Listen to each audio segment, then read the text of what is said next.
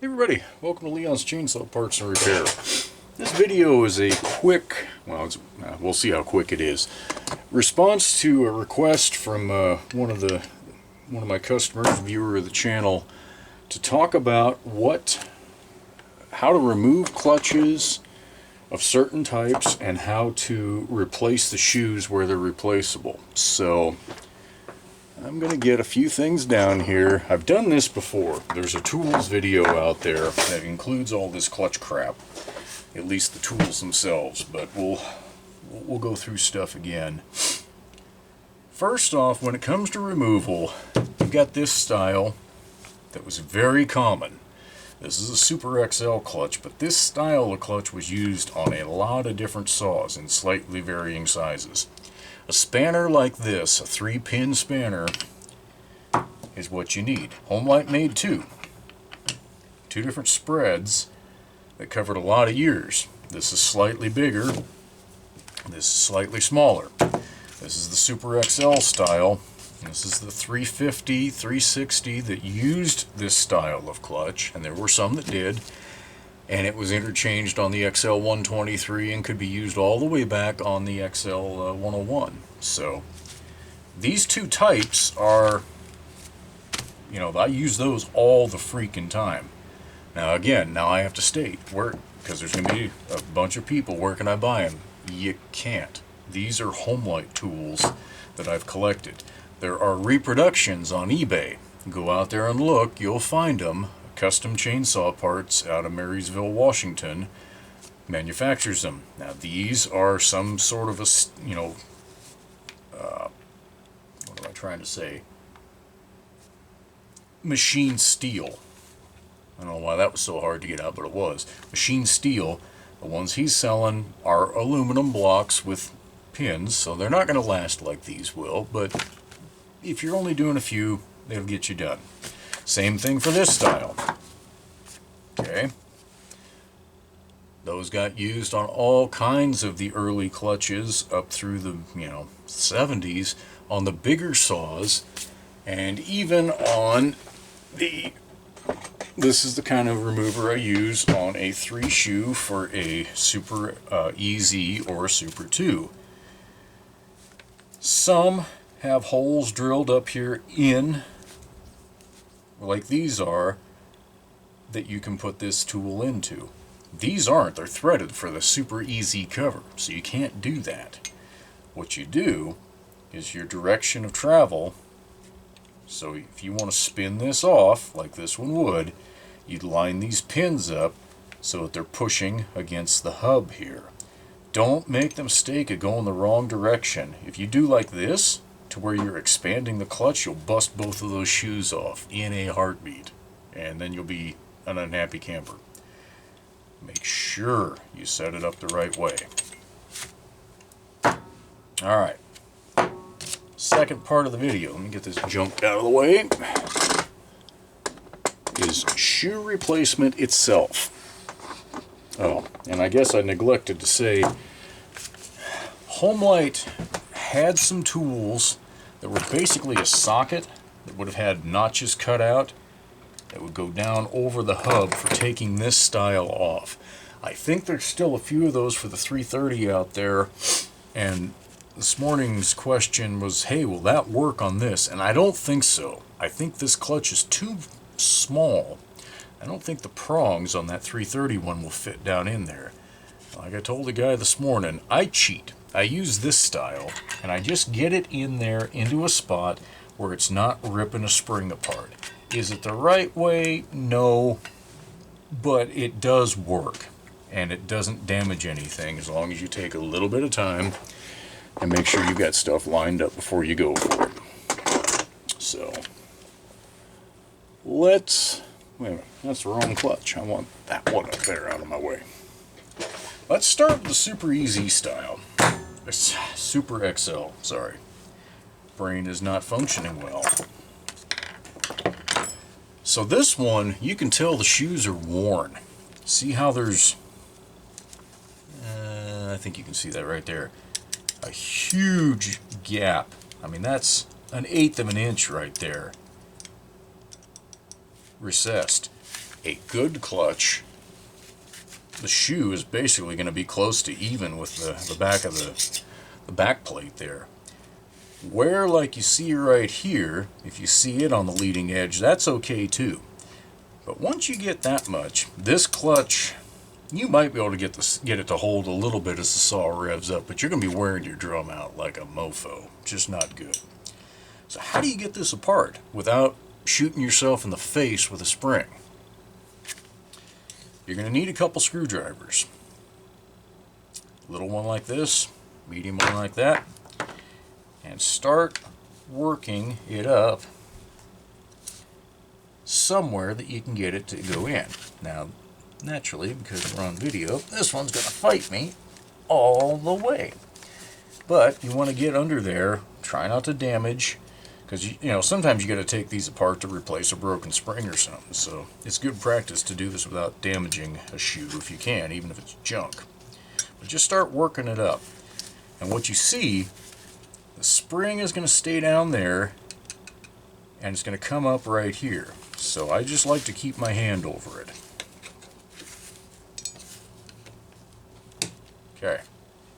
Now you couldn't see it as it came up, but you see what it did. Just like that. Let's do it again.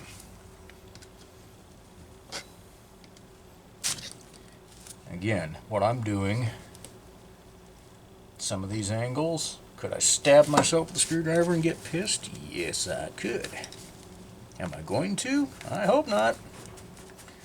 But there are some risks that you take by working on vintage chainsaws.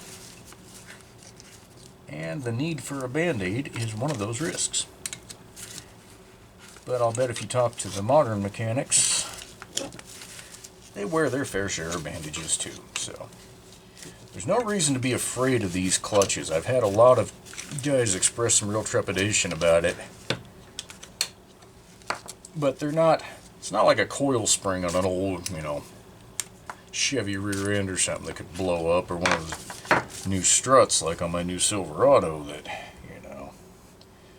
you get the tool in place to compress the strut and you can see the compression rod's actually deflecting inward and you're like, good God, is this going to go off like a missile? These aren't quite that bad. But they're bad enough to go across the garage to where you'll never find them again. Okay.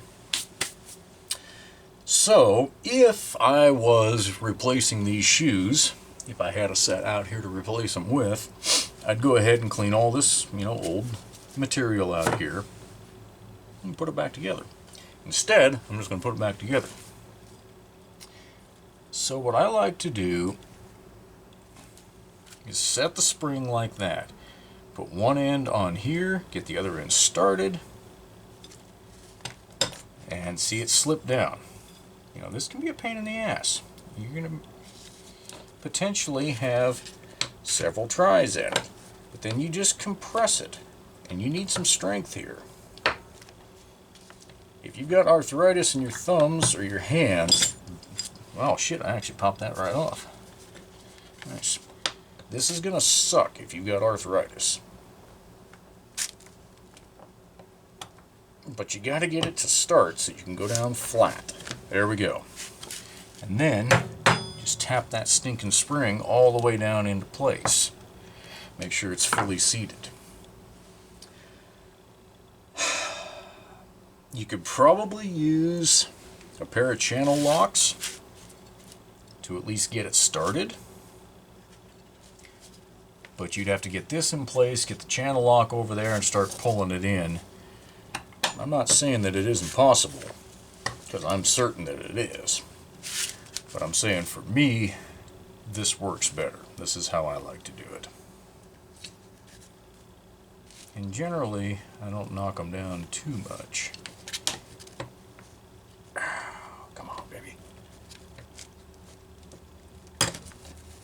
But, not everything goes as planned. This one's gonna fight. There we go. Back together. So, again, if those had been new shoes, this clutch would be completely reconditioned, ready to go.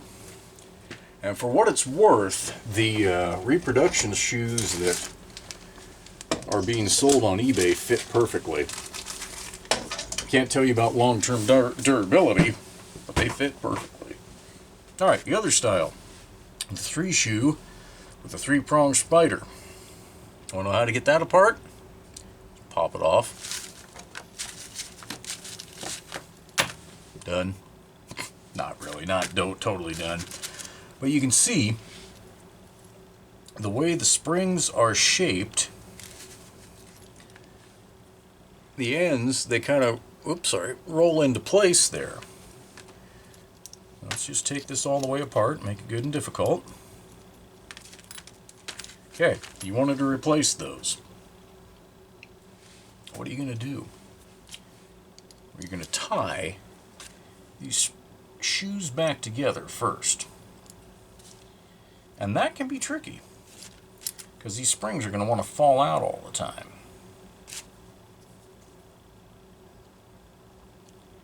But trying to put the springs in place on the spider is not my preferred method. In fact, that's the method to get some stuff broken. Alright. That didn't hold all the way together. I haven't done one of these in a while. It's not going to be as pretty as the other one. But I've got it together. Now, you got to remember which way it came apart. And this hub faces out, and the way this is designed, sprocket comes in from the outside. So here's the way we're going to go. So get one side started and you get everything tensioned. And then get another side started. And the trick is getting all your sides started without getting any one side too low. Because if you do, it won't go. Okay. Look at that. All started. Watch this. Done. So again, this is the new style for Super 2, 180, 200, XL, whatever. Little XL. Not the big XL12s. That's how you do that one. So a 330 with this style, or a 750 or a 550, they're going to be a little bit bigger. The springs will be just a little bit stronger, but it'll be some variation of what I just did. Getting the shoes started, each one started on the spider a little tiny bit, and then you pull the whole thing into shape. If you try jamming one on all the way and getting the other started, not to say you can't, but it's a hell of a lot more difficult, and you run the risk of popping one of these springs off and setting it around the garage. Likewise, look how tight that is. If you set the shoes on there and start trying to use a pair of vice grips or needle nose pliers, even if you have some strong ones, there's no room to get in there. That's not how you're going to get these things back together. I mean, I suppose there's a method where you might be able to sit here and roll the spring back and forth. Nah. I have found what I just did to be a whole lot easier. So anyway, hopefully it helps you guys out a little bit. Takes a little of the intimidation out of a clutch repair for a 3-shoe clutch that's meant to be serviced.